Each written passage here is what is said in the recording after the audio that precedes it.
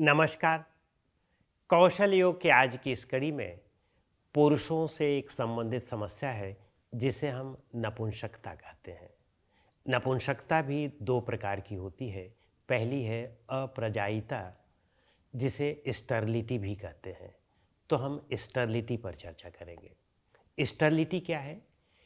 इस समस्या में वीर्य के उत्पादन में या सीमेन के उत्पादन में गड़बड़ी होती है। जो सीमेन का उत्पादन होता है, जो जो अंग करते हैं, उनमें किसी न किसी प्रकार से, चाहे संरचनात्मक दोष हो या क्रियात्मक दोष हो, उनमें वीर्य का उत्पादन पर्याप्त करने की क्षमता नहीं होती है, या वे पर्याप्त स्रावित नहीं करते होते हैं उस हार्मोन को। लेकिन पारस्परिक जो संबंध हैं, लैंगिक संबंध, वे सहज होते हैं, उनमें कोई परेशानी नहीं होती है। तो इस स्थिति में कैसे हम जो वीर्य उत्पादन है, सीमेन का प्रोडक्शन है, वह ठीक रूप से कर सकें, उसमें यौगिक क्रियाएं बहुत लाभदायी हैं। यद्यपि यदि कोई संरचनात्मक दोष हो, जैसे कभी कभी एक्सीडेंट वगैरह की वजह से हमारे अंडकोश में कहीं कोई परेशानी आ गई हो, कोई दिक्कत आ गई हो जो इरिवर्सिबल हो, तो उसकी बात छोड़ दिया जाए। लेकिन यदि अन्य किसी कारणों से, किसी वजह से, मनोभावनात्मक असंतुलन की वजह से, मनोकायिक असंतुलन की वजह से, तनाव की वजह से, जो महत्वपूर्ण कारक होते हैं, यदि उनकी वजह से इसका प्रोडक्शन कम हुआ है, तो निश्चित रूप से योग के अभ्यास से यह पूरा 100% ठीक किया जा सकता है। तो उस स्थिति में हम कौन कौन सी योग की क्रियाएं करें कि जिससे सीमेन का प्रोडक्शन, शुक्राणु का प्रोडक्शन पर्याप्त मात्रा में होना शुरू हो जाए। तो आइए हम देखते हैं कि कौन कौन सी क्रियाएं बहुत लाभदायी इसमें सिद्ध होती हैं। सबसे पहला, सूक्ष्म व्यायाम बहुत प्रभावी है। सूक्ष्म व्यायाम का अभ्यास हम सबको प्रतिदिन करना चाहिए, और साथ में सूर्य नमस्कार का अभ्यास। तो आइए हम देखते हैं, सूर्य नमस्कार से शुरू करते हैं कि सूर्य नमस्कार का अभ्यास शुरू में 1 या 2 राउंड से किया जाए, फिर धीरे धीरे इसके 10 राउंड तक का अभ्यास किया जाए। तो अपने स्थान पर अब हम खड़े हो जाएं। 1, 2, 3, 4, 5, 6, 7, 8, 9, 10, 11,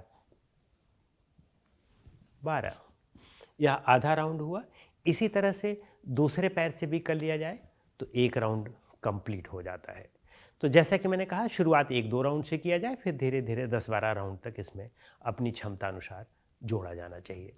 अब उसके बाद साथ हम बैठ जाएंगे, और इसमें वज्रासन के जितने भी आसन हैं, यदि केवल उन्हीं का अभ्यास किया जाए तब भी समस्या का काफ़ी हद तक निदान हो सकता है।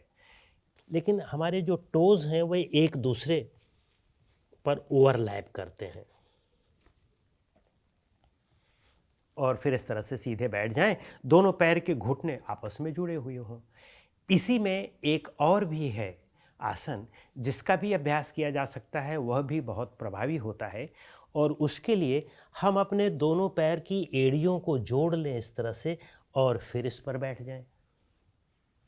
इससे हमारे गुदाद्वार पर और पीछे जननेंद्रिय का जो पिछला भाग है उस पर बहुत अच्छी तरह से प्रेशर पड़ता है, और इससे भी हम अपनी समस्याओं के समाधान की ओर बढ़ सकते हैं। और फिर इसके बाद वज्रासन, सरल वज्रासन में बैठ करके हम शशांकासन,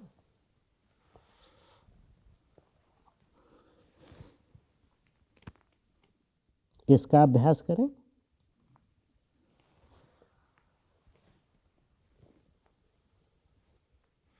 और इसी में ही हमें मंडूकासन का भी अभ्यास करना चाहिए। अपने दोनों हाथों को इस तरह से रख लें और मंडूकासन का अभ्यास करें।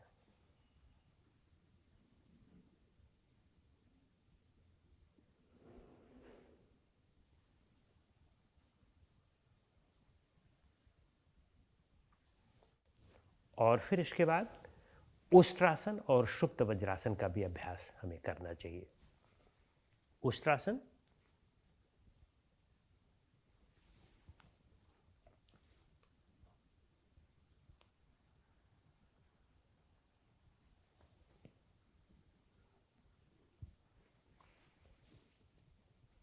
और फिर सुप्त वज्रासन। जो जितना हो सके उतना हम इसका अभ्यास करते जाएं। हमारी शरीर जितना फ्लेक्सिबिलिटी हमारी जितना अलाउ करे उस हिसाब से हम इसका अभ्यास करेंगे।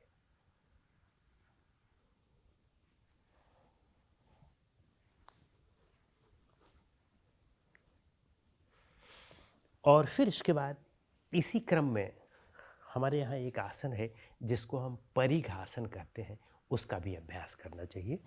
परिघासन में हम इस तरह से खड़े हो जाएं और फिर अपने एक पैर को इस तरह सीधा करें और फिर उसी क्रम में हम अपने उसी साइड के हाथ को ले जाएं और फिर दूसरे वाले हाथ को भी ऊपर से ले आएं।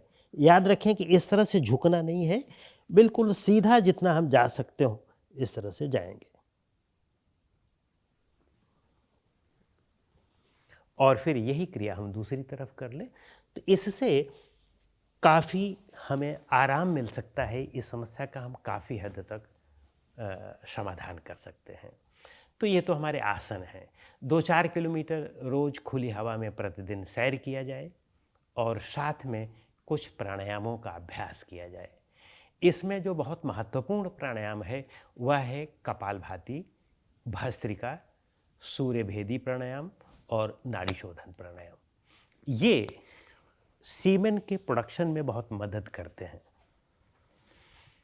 तो इसके लिए आइए हम देख लेते हैं कपालभाति प्राणायाम। कपालभाति का अगर आप अभ्यास करते हैं तो निश्चित रूप से इसमें लाभ मिलता है। कपालभाति किस तरह से करते हैं? किसी भी एक ध्यान के आसन में पद्मासन, सिद्धासन, शुकासन, जिसमें भी आप सहजता से बैठ सकते हो बैठें और फिर रीढ़ गला सिर को सीधा करके अपने दाहिने हाथ के अंगूठे से दाहिनी नासिका को बंद करें और बाईं नाक से हल्के झटके से श्वास को बाहर निकालें। और जब आप बाहर निकाल दें तो फिर सामान्य श्वास उसी से अंदर आ जाने दें।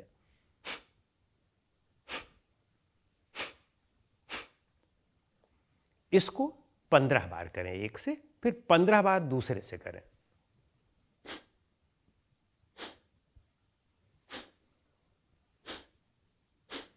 इसी तरह से जैसे हमने 4 बार किया इसी तरह से इसको 15 बार करेंगे। फिर हम दोनों नासिका से एक साथ करें।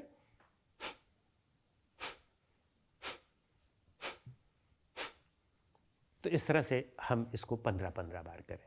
फिर धीरे धीरे इसकी फ्रीक्वेंसी भी बढ़ाते जाएं। जैसे आज 15 हुआ, एक हफ्ते बाद इसमें हम 50 कर दें, 5-5 करके रोज रोज जोड़ते जाएं। फिर धीरे धीरे 50 तक कर दें, उसका एक राउंड करें।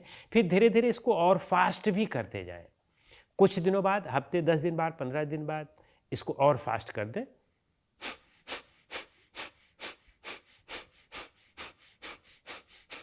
इस तरह से कर सकते हैं।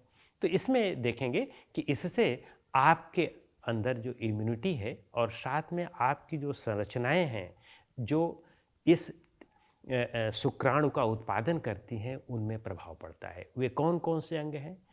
हमारी टेस्टीज़ है जो टेस्टोस्टेरोन का उत्पादन करती है, लेकिन टेस्टीज़ कहाँ से निर्देश लेती है? वह हमारे पिट्यूटरी से लेती है। पिट्यूटरी ल्यूटेनाइजिंग हार्मोन निकालता है, या जिसे आप ICSH कहते हैं, वह हार्मोन निकालता है। और वह कहाँ से निर्धारण लेता है, वह कहाँ से जो है निर्देश पाता है? वह हमारे हाइपोथैलेमस और थैलेमस से निर्देश पाता है। और हाइपोथैलेमस थैलेमस कहाँ से निर्देश पाता है? वह हमारे विचार और भावनाओं से निर्देश पाता है। तो इन पूरे सिस्टम को हमें समग्र रूप में देखना होगा और इनको सामंजस्य रूप में लाना होगा, तभी हम इस समस्या का समाधान कर सकते हैं। और फिर इसके बाद हम सूर्यभेदी प्राणायाम का अभ्यास करें। सूर्यभेदी कैसे किया जाता है? इसमें हम दाहिनी नासिका से श्वास अंदर लेते हैं और बाईं नासिका से बाहर निकालते हैं। धीमी, लंबी और गहरी श्वास अंदर लें और दूसरी नासिका से जो बाईं से निकालते हैं धीमी, लंबी और गहरी ही निकालें। तो हर बार श्वास जब अंदर लेना है, पूरक लेना है, तो वह दाहिनी से करना है, और रेचक करना है तो वह बाईं से करना है। तो आइए हम देखते हैं कैसे करते हैं इसको।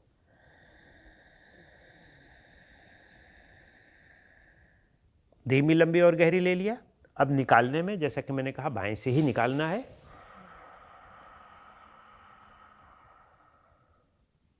बाईं से लेना नहीं है, केवल निकालना इससे है। फिर दाहिनी से लें,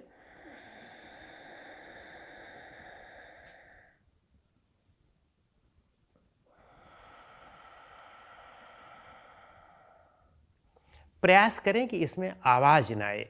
आपको समझाने के लिए तो हम इसमें आवाज़ निकाल रहे हैं, लेकिन यह साउंडलेस हो तो ज़्यादा बेहतर होता है। और इसके 12 चक्रों का ही अभ्यास करें, इससे ज़्यादा चक्र ना करें। फिर इसके बाद नाड़ी शोधन का अभ्यास करें। नाड़ी शोधन जैसा कि हमारे यहाँ इसमें वीडियो हैं, इसके लिए एक स्पेसिफिक अलग से वीडियो हमने डाले हैं, उसमें आप देख सकते हैं। क्योंकि यहाँ समय का अभाव है, उसमें हम ज़्यादा समय केवल इसी पर नहीं दे सकते हैं प्राणायाम पर, तो आप उसका अभ्यास करें। और साथ में बंध का अभ्यास करें। तीनों बंध, आप चारों बंध जोड़ सकते हैं, महाबंध करें या तीनों बंध करें, लेकिन उनका आप अभ्यास करें तो निश्चित रूप से स्पर्म प्रोडक्शन में बहुत आपको राहत मिल सकती है और आप इस अप्रजायिता की समस्या से मुक्त हो सकते हैं। और जैसा कि मैंने सबसे पहले ही बताया कि इस समस्या के मूल कारण में कभी कभी क्या होता है कि समस्या होती नहीं है, लेकिन हम किसी वजह से, किसी मानसिक विकृति की वजह से, किसी कुंठा की वजह से और किसी मानसिक असंतुलन की वजह से हम यह समझ बैठते हैं कि हमारे वीर्य का उत्पादन नहीं हो पा रहा है, तो उस स्थिति में भी यह समस्या उत्पन्न हो जाती है। जबकि वास्तव में समस्या होती नहीं है, लेकिन हमें लगता है। तो उस स्थिति में हम लैंगिक संबंध बनाने में हमें असुविधा होती है। तो उस स्थिति को दूर करने के लिए मेडिटेशन और योग निद्रा हमारे यहाँ सबसे बेहतर उपाय है। प्रतिदिन उसका अभ्यास करें, नियमित रूप से अभ्यास करें, तो देखेंगे कि आपके मनोभावनाओं पर आपका नियंत्रण होने लगता है और फिर जो आप कुंठा है, शर्म है, ग्लानि है, इससे मुक्त हो सकते हैं। मनोविकृति है, उससे मुक्त हुआ जा सकता है। तो इस तरह से इस समस्या का समाधान बहुत सहज हो सकता है। नमस्कार।